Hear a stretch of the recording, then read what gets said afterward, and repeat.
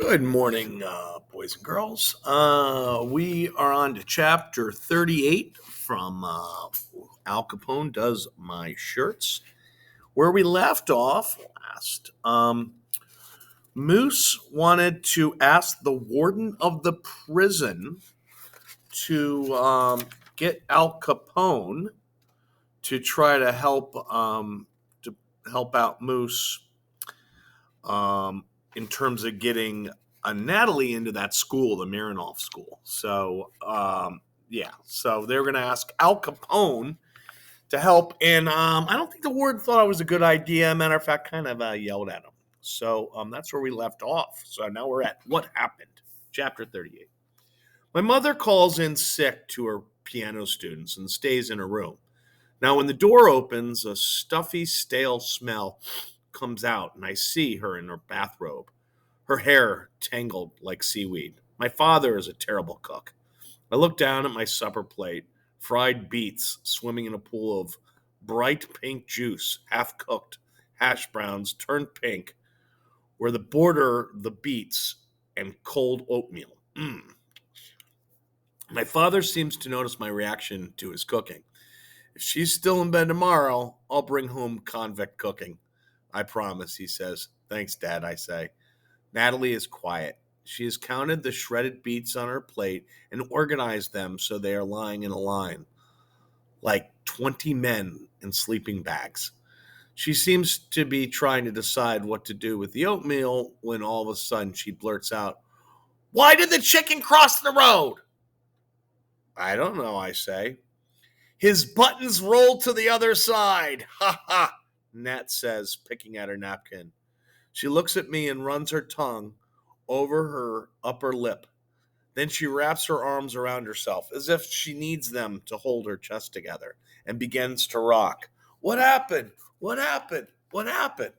Natalie asks. Nothing happened, Natalie. Mommy isn't feeling well.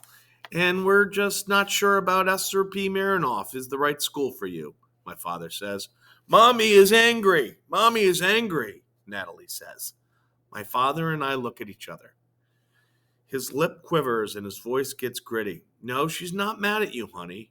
You did the right thing, Natalie. Not mad at you, honey, Natalie says, digging her chin into her collarbone. Not mad at you, honey. Not mad at you, honey. She repeats, adding extra pauses between the words.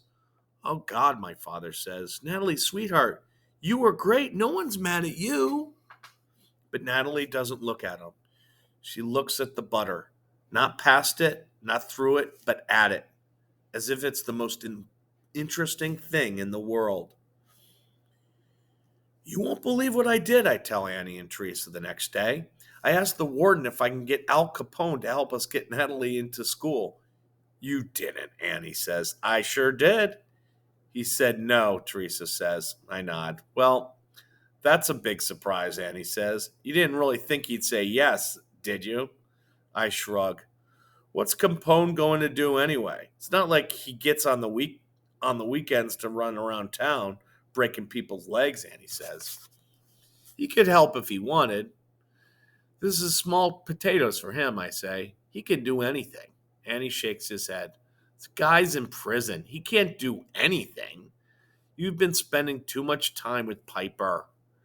She's right, I know she is. The man's locked up, but this one sentence keeps floating around in my head.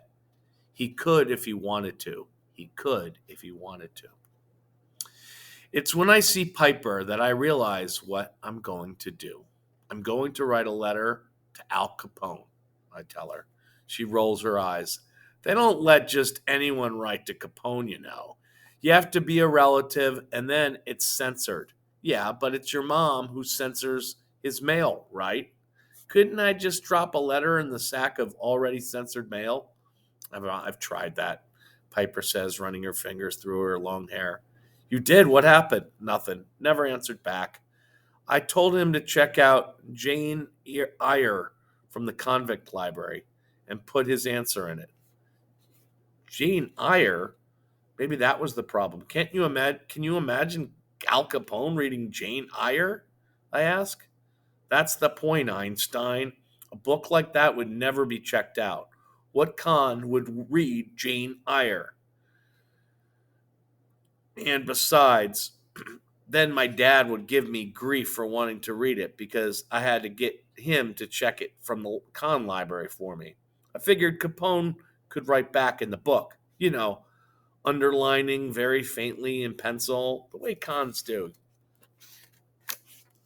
No, I don't know. Let's say you want to say, I need your help.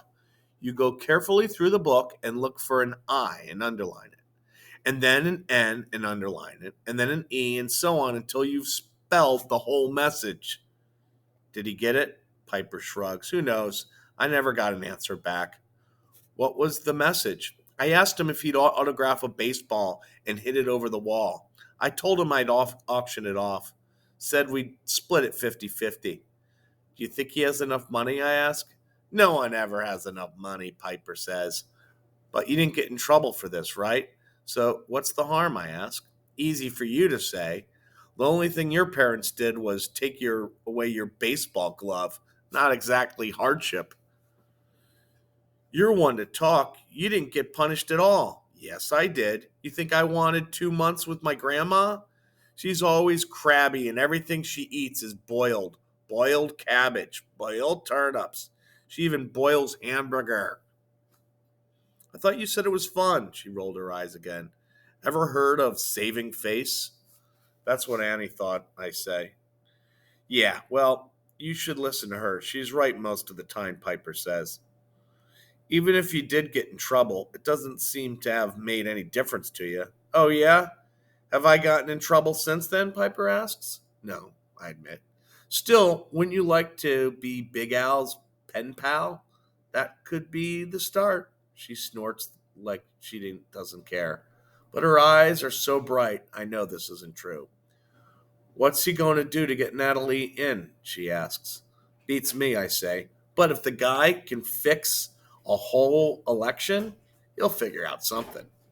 In Piper's room the next day, she brings out the special duplicate carbon letter paper her mom uses.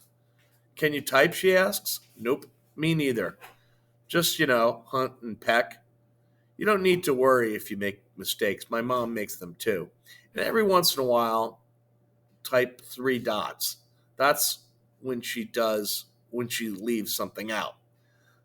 Then, if she happens to glance at your page, she'll think it's a letter she's already finished. I roll the brown page into the typewriter, click the carriage over, and begin hunting down letters with one finger. And here, we're actually going to type. This is being typed to Al Capone. And here we go. Dear Mr. Capone, I live on Alcatraz. I am Officer Flanagan's son. My sister Natalie Flanagan is a little unusual. Ask Onion 105 about her. He'll tell you how nice she is. She needs to be in a school to help her, but they won't let her in. It's the SRP Marinoff School in San Francisco. Could you help? The guy who runs it is named Mr. Purdy. I would be so grateful if you could help me with this. Thank you, sir. Sincerely, Moose Flanagan. P.S.